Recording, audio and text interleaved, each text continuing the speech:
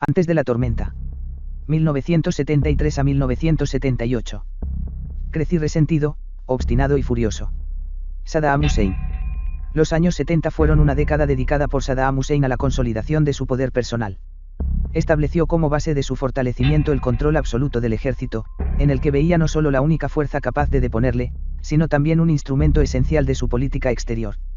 Las experiencias del ejército iraquí habían sido invariablemente mediocres, ya que su participación en las sucesivas guerras contra Israel había rozado lo ridículo. En 1973 sus propios aviones fueron derribados por la árabe, en el 67 apenas habían llegado a combatir y en el 48 su actuación fue tan deplorable que habían sido acusados de complicidad con los hebreos, y a pesar de las enormes inversiones en armamento moderno era incapaz de vencer a la resistencia kurda. Saddam consiguió apaciguar el problema del Kurdistán pactando con los aliados de sus enemigos, la URSS, la que empezó a comprar material masivamente, e Irán, que retiró sus tropas y su apoyo a cambio de la cesión del control sobre el estuario de Siat el-Arab en los acuerdos de Argel de 1975. La posición internacional de Irak era notablemente ventajosa en 1977, puesto que contaba con la benevolente ignorancia de los gobiernos occidentales, la amistad de sus vecinos, excepto Siria, cuya ambición de formar una república unificada con Irak Saddam había frustrado, y el apoyo de la URSS y Francia, sus grandes proveedores de armamento. Para 1980 era todo un símbolo del tercer mundo, tanto que esperaba ser nombrado en 1984 sucesor de su amigo Fidel Castro al frente de la Organización de los Países No Alineados. La Revolución Islámica iraní y sus consecuencias. Mis principales enemigos son, primero el Shah, luego el Satán norteamericano y después Saddam Hussein y su infiel partido Baas. Ayatollah Khomeini 1978, París. Con la llegada al poder del Ayatollah Khomeini llegaron también los intentos de exportar la revolución islámica. El primer objetivo no podía ser otro que Irak, donde una numerosa comunidad chiita vivía sometida al otro lado de la frontera a un régimen laico sunita. Khomeini había vivido exiliado varios años entre la comunidad chiita iraquí, por lo que tenía un amplio predicamento entre los clérigos de la zona, que se sintieron alentados por su éxito. En 1977 había alentado la disidencia del Ayatollah Sadr, que organizó una ofensiva terrorista contra el gobierno iraquí. Capturado y ejecutado, su muerte ocasionó una revuelta a gran escala en el sur de Irak, que culminó con miles de ejecutados y decenas de miles de deportados a Irán. Desde abril de 1980 los choques militares a lo largo de la frontera fueron aumentando la tensión que el propio Khomeini producía, llamando públicamente a la rebelión en Irak y al derrocamiento de Saddam Hussein.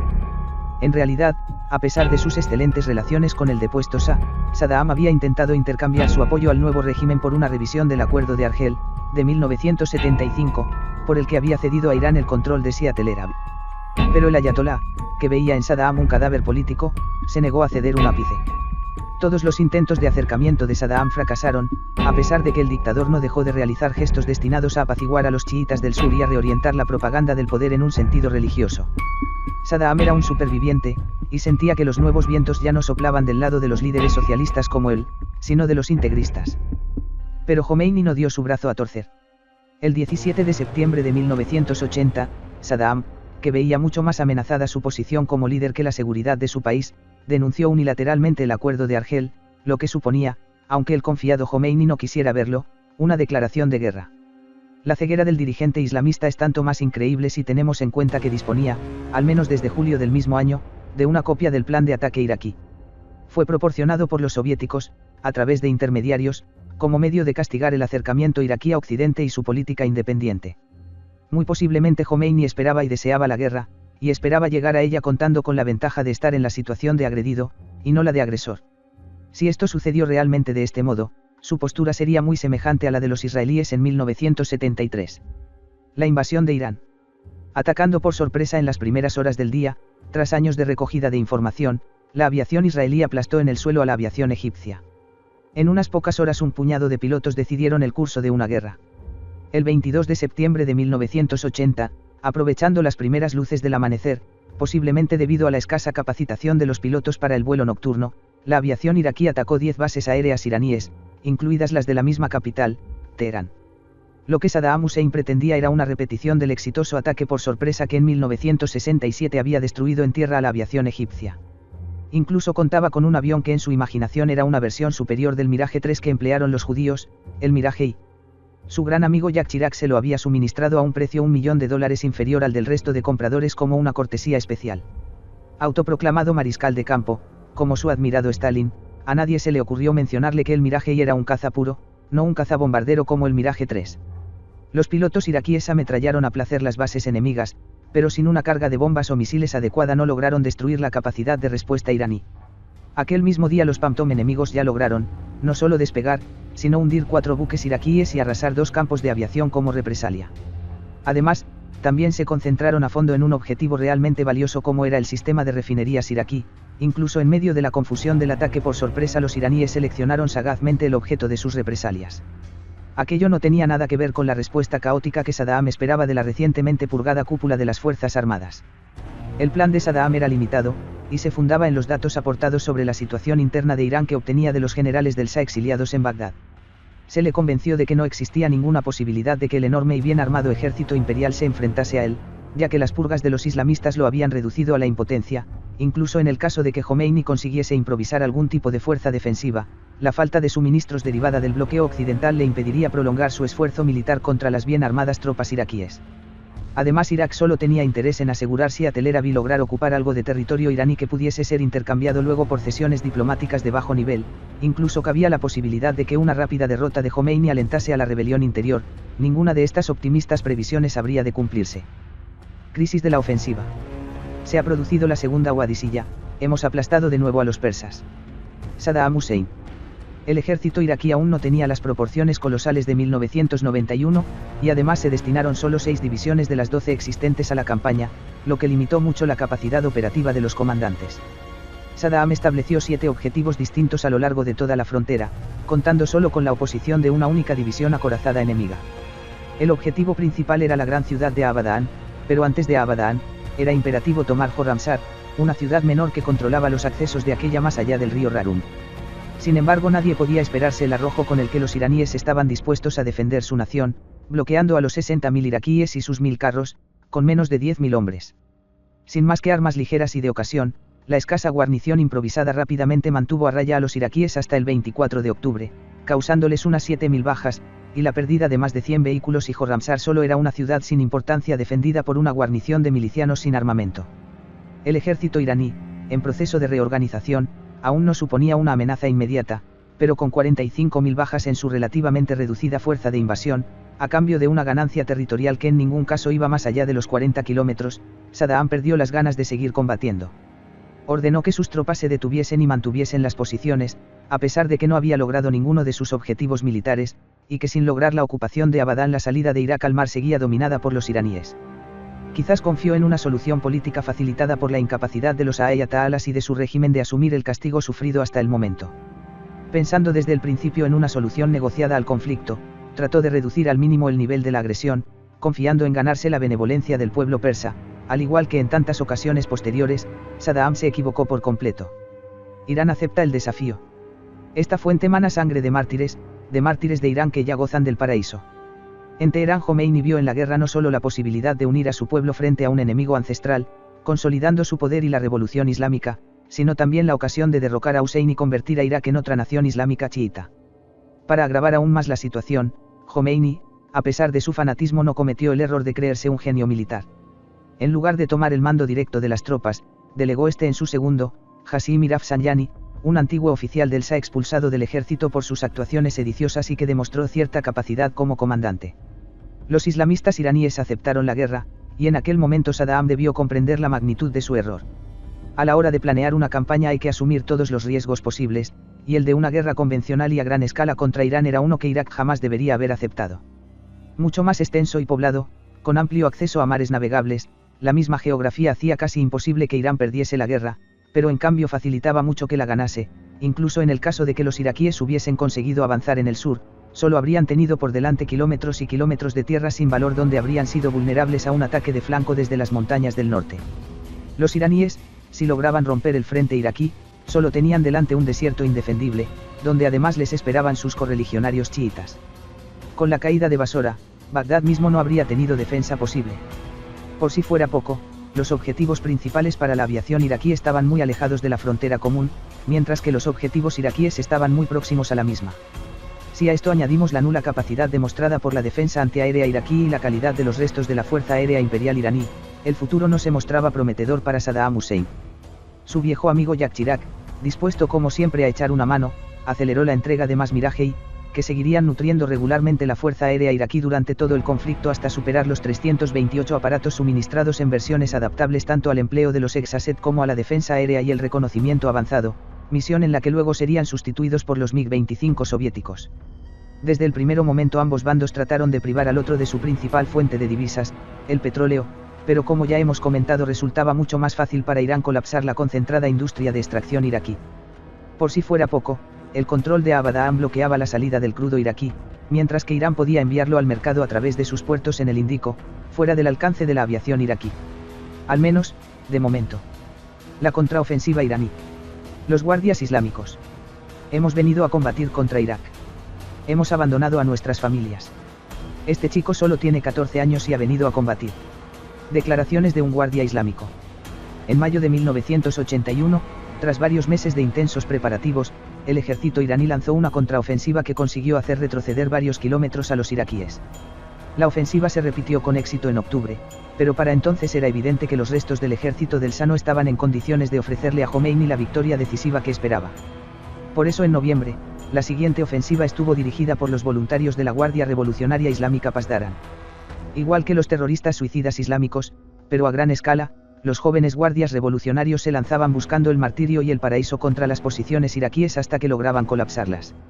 Esto permitía el avance de los regulares que consolidaban las nuevas posiciones, repitiéndose entonces la maniobra con nuevos contingentes que atacaban la siguiente posición. El efecto de una táctica tan audaz colapsó las posiciones iraquíes en las que cundió el pánico. Para diciembre el sistema de comunicaciones de los iraquíes ya había sido inutilizado mediante la conquista de la única carretera de la zona, lo que hizo imperativo que el ejército iraquí tratase de recuperarla mediante una serie de contraataques que fracasaron sucesivamente y que se prolongaron durante todo el mes de febrero de 1982. El propio Saddam Hussein había dirigido las operaciones desde el frente, lo que posiblemente explique por qué un ejército moderno y bien armado fracasó a la hora de arrebatar un objetivo táctico a una masa fanatizada y deficientemente equipada. Como siempre los amigos franceses estaban dispuestos a ayudar, y el nuevo gabinete socialista de Mitterrand formalizó un contrato de $2.6 billones, olvidando el papel agresor de Irak en la guerra. Era un apoyo decisivo si tenemos en cuenta que la URSS, molesta con Saddam, había bloqueado el envío de armas. En marzo de 1982 los iraníes repitieron sus ofensivas de saturación logrando hacer más de 15.000 prisioneros durante una nueva retirada estratégica iraquí. La desbandada llegó a tales extremos que el propio dictador estuvo a punto de ser capturado, siendo salvado en el último momento por una ofensiva de sus propias tropas y la decidida protección que le brindó su numerosa escolta. El mando persa apostó fuerte, y en una serie de ataques masivos lanzados durante el mes de mayo lograron recuperar Khorramshahr, su ciudad mártir, y hacer más de 22.000 nuevos prisioneros. La capacidad de ataque de los iraníes, a pesar de las enormes bajas, no dejaba de ir en aumento. Desesperado, Saddam declaró en junio el alto al fuego unilateral el 10 de junio, aprovechando que el día 6 Israel había invadido el Líbano. Propuso el cese de las hostilidades, y el inmediato envío de los ejércitos iraquí e iraní en apoyo de los hermanos musulmanes atacados. 1. Para dar pruebas de su buena fe ordenó el abandono inmediato del escaso territorio iraní aún en su poder. Pero situado a la puerta de Irak y con la victoria en sus manos, Jomeini no iba a renunciar a la posibilidad de conquistar todo el país, por lo que el 14 de julio declaró el inicio de otra ofensiva que ya tenía como objetivo directo la invasión de Irak y el derrocamiento del infiel Saddam. Irak. El frente interior. Con 100.000 muertos a sus espaldas, y una cifra indeterminada de heridos y prisioneros, el liderazgo de iraquí sufrió una fuerte crisis, que además se vería agravada por el fin del dorado maná del petróleo. Los sirios, que habían formalizado una alianza tácita con los iraníes, cerraron el paso del crudo iraquí por su territorio. Si a eso le sumamos el bloqueo del Golfo Pérsico y los daños de la industria de extracción, la situación financiera se tornó crítica. Saddam había tratado de mantener su popularidad entre el pueblo sosteniendo artificialmente el elevado nivel de vida de antes de la guerra a costa del gasto de divisas.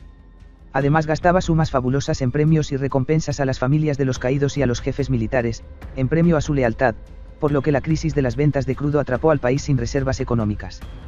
El mando que ejercía sobre sus tropas era absoluto, y se mantenía a base de frecuentes ejecuciones sumarias de oficiales críticos, pero era un mando totalmente ineficaz, que anulaba cualquier ventaja iraquí. Sin embargo, la situación militar exigía responsables ante la opinión pública, así se produjo una amplia purga durante el verano de 1982 en la cúpula del ejército. Una vez más, lo importante era el fortalecimiento de su posición de poder, no la crisis bélica. Es en estos momentos cuando comienza a encerrarse en un sistema de protección prácticamente invulnerable, rodeado en todo momento de una guardia pretoriana adepta a su persona, que diseña un sistema de seguridad totalmente paranoico, en el que solo Saddam Hussein va a saber realmente dónde se encuentra en cada momento. Dentro de esta política podemos enmarcar la creación de la Guardia Republicana, una fuerza militar del partido destinada a proteger Bagdad de un posible golpe militar tanto como de una penetración iraní y que irá creciendo a lo largo del conflicto como si de unas nuevas SS se tratase, aunque mucho menos eficaces. En 1983 tuvieron su bautismo de fuego cerrando con una brigada una brecha en las líneas de defensa de Basora. En 1985 lograron una victoria táctica operando a nivel divisionario, acelerando así su ampliación imparable. Fortaleza Irak. A partir de 1982 los iraníes tomaron Basora como objetivo principal de sus ataques, convencidos de que la captura de la capital chiita del país derrumbaría el régimen de Saddam. Sin embargo, en ese momento, la guerra dio un nuevo giro. El ejército de Irak había sufrido muchas derrotas, pero había logrado retirarse en todas las ocasiones tanto gracias a su superior dotación de vehículos como a las deficiencias iraníes en ese campo. Tras cada batalla victoriosa, los iraquíes podían huir rápidamente, sin darle tiempo a los iraníes de fijar al enemigo y rodearlo. Por eso, una y otra vez, el ejército de Irak había sido capaz de retroceder y montar un nuevo frente. Ahora, en las fronteras de su propio país, los iraquíes experimentarían una auténtica oleada de patriotismo. Enfrentados a la posibilidad de una conquista persa, los árabes iraquíes recuperaron su ardor combativo en defensa de sus hogares. Además, los ingenieros militares de Saddam habían diseñado un sistema defensivo colosal, basado en una triple red de trincheras, apoyadas por la aviación y la artillería. Los iraquíes operaban ahora en líneas interiores, con toda la infraestructura viaria de su país empleada en apoyar su defensa. Por su parte, los iraníes operaban al límite de una estructura logística ineficaz, agravada por su incapacidad para lograr obtener armamento en el extranjero. Las oleadas humanas iraníes, enfrentadas a posiciones fijas y a la superior potencia de fuego iraquí eran masacradas sin cesar. Por si fuera poco, a medida que avanzaba la guerra más y más equipo aéreo iraní se quedaba en tierra por falta de repuestos, mientras que la fuerza aérea iraquí no dejaba de aumentar, añadiendo su potencia de ataque a la defensa. 2. Hay que decir que la participación de la fuerza aérea iraquí en el conflicto estuvo muy por debajo de lo que se podía esperar, sobre todo teniendo en cuenta que no existía oposición enemiga.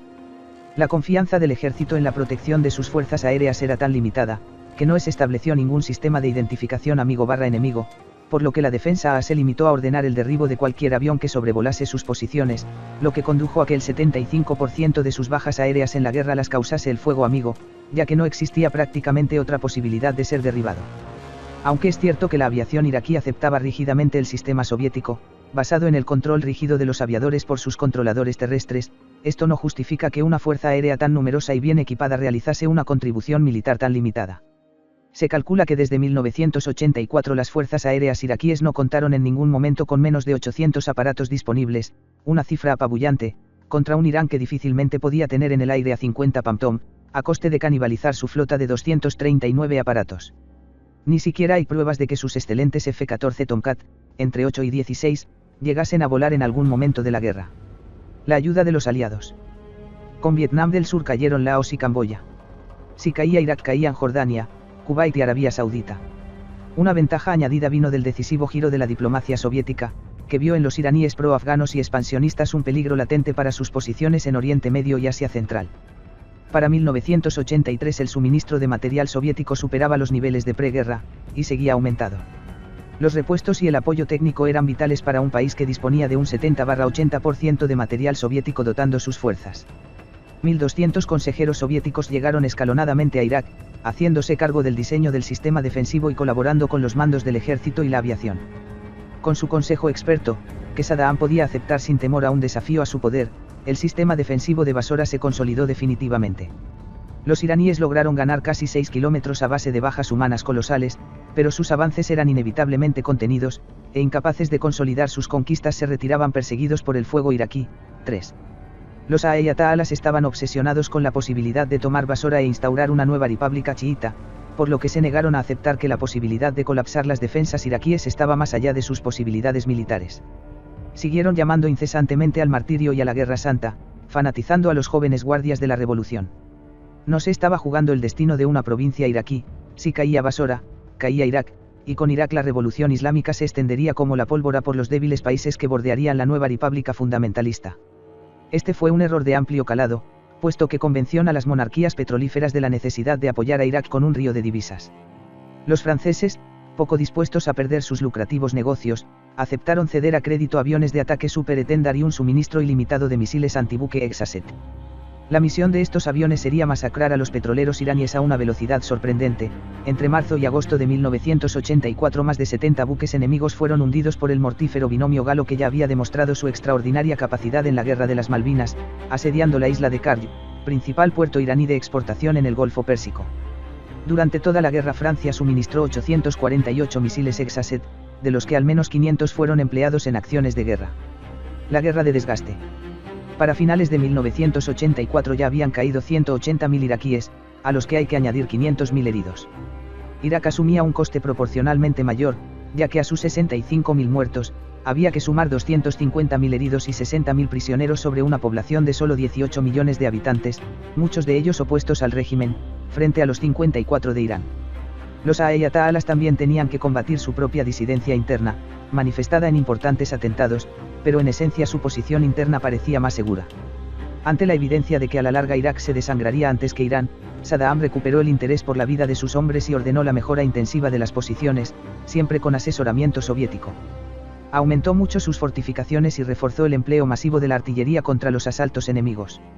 Aprovechándose también de la nula capacidad defensiva de la Fuerza Aérea iraní, ordenó una intensificación de los bombardeos sobre las ciudades, tratando de demostrar al pueblo persa que sus laídes eran incapaces de defenderlos.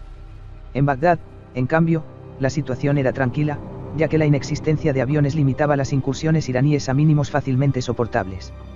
Jomeini anunció al mundo que no respondería a la agresión, básicamente porque carecía de aviones con que hacerlo. La caída de Magnum, el gas mostaza entra en acción. Irak es el único país del que puede afirmarse sin lugar a dudas que dispone de armas químicas de destrucción masiva, ya que es el único país que las ha usado en el campo de batalla.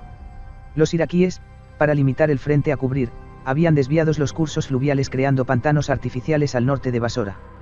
Esta táctica se volvió en su contra cuando quedó demostrado que en semejante medio los ligeramente armados guardias islámicos iraníes podían moverse con mayor facilidad que los iraquíes. En enero de 1984 tomaron las islas Magnum, al norte de Basora. Los intentos de los iraquíes de expulsarlos fueron inútiles. Los iraníes, en una zona que los iraquíes habían considerado intransitable, mediante pontones y lanchas de fibra de vídeo habían logrado una movilidad notable. Tras grandes batallas, con más de 500.000 hombres implicados, los iraquíes se mostraron incapaces de expulsar a los invasores.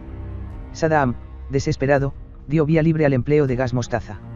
Las desprotegidas tropas sucumbieron masivamente, pero Irak se abstuvo de seguir usando sus armas tóxicas, ya que su empleo quebraba el apoyo de sus aliados occidentales, fundamentales para mantener abiertas sus vías de aprovisionamiento militar.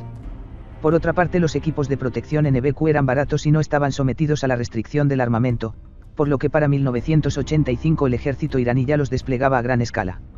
Muchos países occidentales aceptaron hacerse cargo del tratamiento de los heridos, como compensación a la venta de materiales empleados en los ataques químicos. Parece ser que el tratamiento de varios cientos de heridos en territorio español fue nuestra respuesta a las amenazas iraníes al gobierno González de conceder publicidad a los proyectiles de la empresa estatal Santa Bárbara recogidos en el campo de batalla. Proyectiles, que de ningún modo podrían haber sido adquiridos por Irak sin autorización gubernamental, aunque las fuentes occidentales resumen la defensa iraquí al empleo masivo de concentraciones de gases tóxicos. Estas armas implicaban numerosos inconvenientes, ya que el terreno abierto del sur de Irak dirigió las nubes de gases mortales hacia las trincheras iraquíes en numerosas ocasiones. Todo parece indicar que solo se emplearon ante crisis locales de alta gravedad, en un intento de evitar una respuesta semejante del otro bando limitando su empleo. En las ofensivas el uso de estas armas se restringió aún más, ya que las nubes asfixiantes, de persistir sobre la zona atacada, impedían su ocupación por los iraquíes. El amigo americano. La batalla de la opinión pública era decisiva para Saddam, ya que de un modo u otro de ella dependía su suministro de divisas y equipos. Incluso el antes denostado Egipto acudió en su ayuda cuando Hosni Mubarak se mostró dispuesto a ceder material soviético y repuestos que se habían vuelto innecesarios para su ejército con las nuevas compras masivas de armamento americano. No obstante, el resto de potencias occidentales seguía recomendando la neutralidad, aunque tanto Margaret Thatcher como Ronald Reagan habían autorizado las compras de material civil por parte de Irak en sus países, sin contrapartida para Irán. Por si fuera poco, para finales del 84 Irak restablecía relaciones diplomáticas plenas con los Estados Unidos.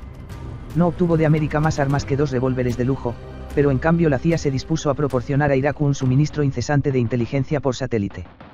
Para aquella época, y a través de Israel y con la garantía del magnate Khashoggi, los USA habían proporcionado millones en equipo a los iraníes para sufragar los gastos de la contra nicaragüense, el caso Irán-Contra, con petrodólares ante la negativa del Congreso a proporcionar fondos.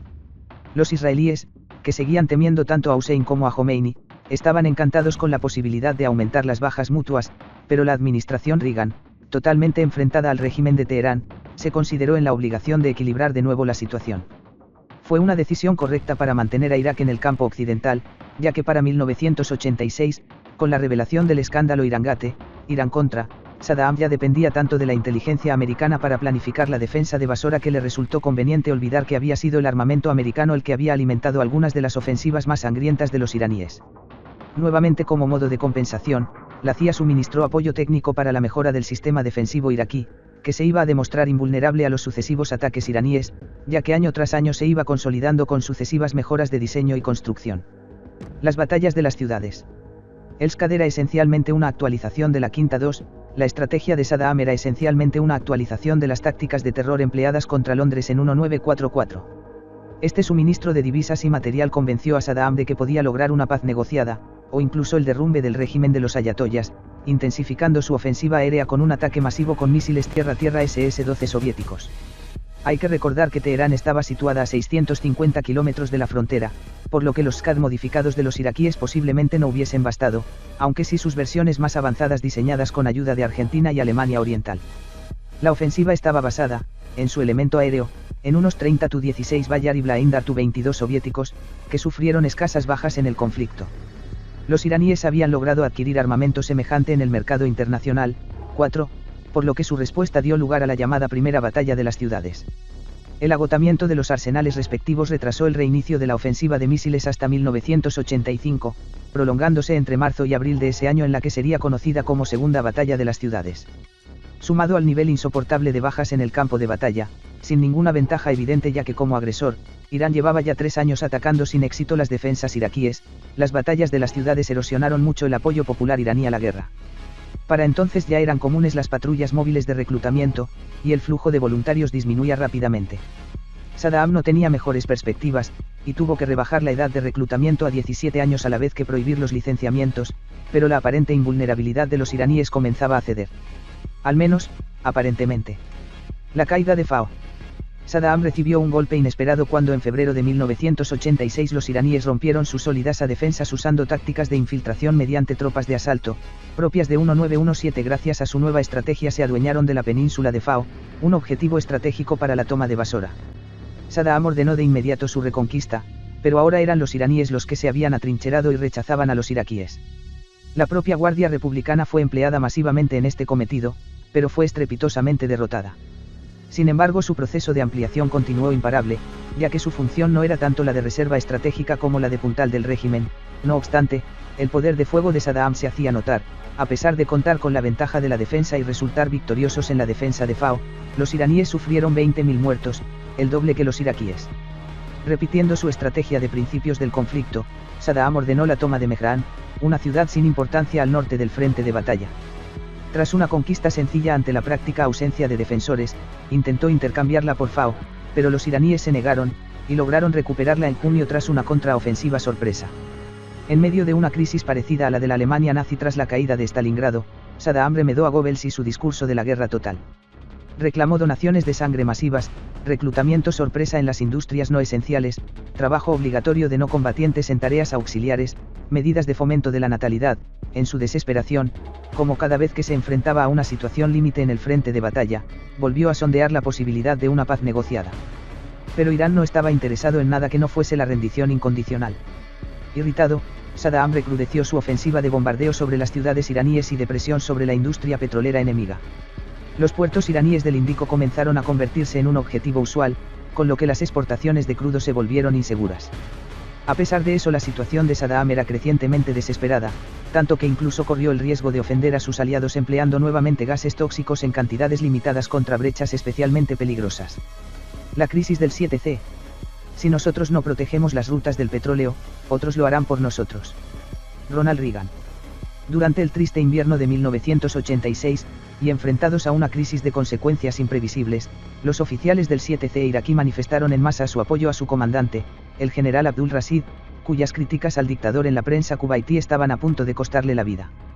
La pequeña demostración de fuerza tuvo como resultado que el dictador se acobardase y aflojase la presión sobre sus fuerzas armadas, lo que permitió que los militares tomasen el control de las operaciones mientras Saddam se retiraba a un discreto segundo plano. A las mejoras inmediatas en la situación militar, siguió un vuelco de la situación económica, cuando Kuwait, que venía exportando crudo iraquí secretamente, obtuvo el compromiso soviético y norteamericano de que sus buques serían protegidos de los ataques de un Irán, harto del apoyo abierto de Kuwait a la exportación del petróleo iraquí. A principios de 1987 las marinas de guerra de las potencias protegían la exportación del crudo iraquí, aumentando así la compra de armamento, y con ella la intensidad de las ofensivas de bombardeo sobre las ciudades iraníes. Mientras tanto, nadie protegía el crudo iraní de los ataques de la fuerza aérea rival, y una gran ofensiva realizada a finales de 1987 contra Basora fracasó estrepitosamente gracias a la nueva competencia del mando militar. La rebelión kurda. Puedo entender que nos lo hagan a nosotros, somos sus enemigos, pero este es su pueblo. Declaraciones de un oficial iraní en Al-Abha. El comienzo de 1988 resultó triste en extremo para los halcones de Teherán entre el acoso del partido pacifista, que estaba harto de una guerra de conquistas sin conquistas, y el aumento de la oposición popular. Posiblemente al tanto de estas discrepancias gracias a la inteligencia americana, Saddam empleó a fondo a sus fuerzas aéreas, aún bajo su control total. La ofensiva aérea de febrero de 1988, con cientos de misiles y ataques aéreos masivos fue la más intensa de toda la guerra, intensidad remarcada por la evidencia de que Irán no tenía modo de responder a aquel derroche de medios. Por si fuera poco, Saddam superó incluso estas crueldades en el frente interno, el Kurdistán, donde los iraníes habían introducido tropas regularmente desde 1983. Saddam había nombrado a un hombre de su confianza para encargarse de un mando autónomo en la zona, su primo Ali Hassan, Ali el Químico como sería luego conocido. La campaña comenzó con la ejecución masiva de 3.000 prisioneros kurdos, y siguió luego, lenta y metódicamente, con la expulsión de 250.000 habitantes de la zona que eran reasentados más al sur, en zonas menos montañosas y lejos del apoyo iraní. Sin embargo, la insurgencia kurda se mostraba tan indómita como en los años 70, por lo que Saddam autorizó ataques limitados con gases contra más de 20 aldeas kurdas. Sin embargo, en marzo de 1988, dispuesto a apostar fuerte por la victoria, Saddam lanzó un ataque sin precedentes, a escala total, contra una pequeña ciudad kurda, Al-Abha. Gracias a la incapacidad de los pilotos iraquíes para saturar la zona con gases, las víctimas no superaron los 5.000, aunque más de 10.000 resultaron afectadas en diverso grado por el cianuro de hidrógeno extendido sobre la zona. Sus actuaciones causaron una pequeña crisis en la opinión pública, ya que las tropas iraníes se apresuraron a trasladar equipos de televisión occidentales a la zona.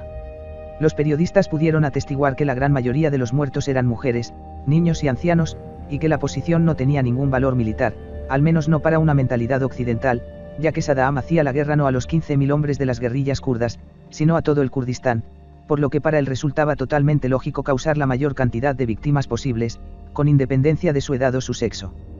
La victoria. Si necesita información de Basora, no se la pida así a los americanos. Pida información sobre todo Irak, no podemos fiarnos de ellos. Saddam Hussein.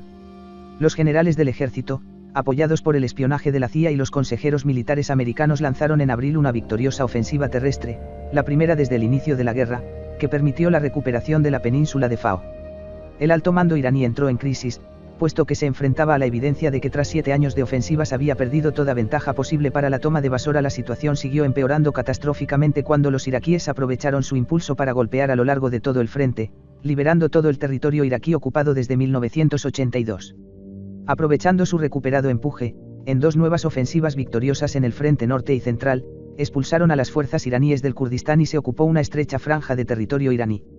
Los 25.000 hombres de la Guardia Republicana fueron usados como punta de lanza en la recuperación de las islas de Magnum, y posteriormente su participación en la ofensiva final sería convertida por la propaganda del régimen en fundamental. Era una forma de ligar la victoria al Bas y a sí mismo. El colapso del mando iraní se hizo evidente, puesto que sin nuevos voluntarios fanatizados no tenían forma posible de responder a la superioridad del armamento iraquí, a la vez que carecían de todo apoyo aéreo. La última baza de Irán era su flota, numerosa y bien equipada, pero con los aliados de Kuwait ocupando materialmente el Golfo Pérsico se limitaron a una ofensiva basada en ataques menores con embarcaciones de pequeño tamaño. El derribo de un avión civil iraní por el crucero americano Vincennes convenció a la marina iraní de los riesgos de una campaña que no ofrecía ninguna ventaja real. 5. El 18 de julio de 1988, el ayatolá Jomeini reconoció lo inevitable, e Irán aceptó la resolución de la ONU que establecía un alto al fuego, aunque aún tardó un mes en convertirse en realmente efectivo. La guerra Irán-Irak había terminado. Quedaban atrás 1 millón de muertos y 2 florecientes economías destruidas. Consecuencias. Las deudas de Irak suponían, solo con las monarquías petrolíferas, 40.000 millones de dólares. Había una flota entera construida en Italia por valor de casi 3 billones de dólares que nunca podría pagar, y las facturas de la URSS y Francia no dejaban de aumentar a cuenta de los intereses. Irak conseguía 15.000 millones de dólares al mes gracias al petróleo, pero estaba gastando 16.000 en el mismo periodo para abastecerse. La situación económica era catastrófica. Irán se encerró en sí mismo y renunció a todo intento de extender la revolución islámica, mientras que Saddam se dedicó a llenar Irak de monumentos conmemorativos de su victoria. En realidad había motivos para el orgullo, ya que a pesar de haber sido él quien declaró la guerra, desde 1982 Irak había combatido por su supervivencia nacional. El monumento más conocido que mandó erigir fue el Arco de las Espadas, donde 2 manos gigantes, copias de las del propio Saddam, sostienen 2 sables cruzados a modo de arco de triunfo. Durante años las televisiones occidentales han retransmitido imágenes de los desfiles triunfales del régimen pasando bajo esta extravagante construcción. Mucho más sobria y expresiva era la parte menos visible del monumento, cientos de cascos de soldados iraníes capturados en el campo de batalla. En Seattle se ordenó instalar un grupo de 89 estatuas a tamaño real que representaban otros tantos oficiales iraquíes caídos en la guerra. Cada uno señalaba con el brazo derecho hacia Irán, como tratando de recordar la procedencia de la agresión y llamando a una futura venganza, aunque el interés inmediato de Saddam era resolver la catástrofe que suponía la economía nacional y que amenazaba minar su poder absoluto.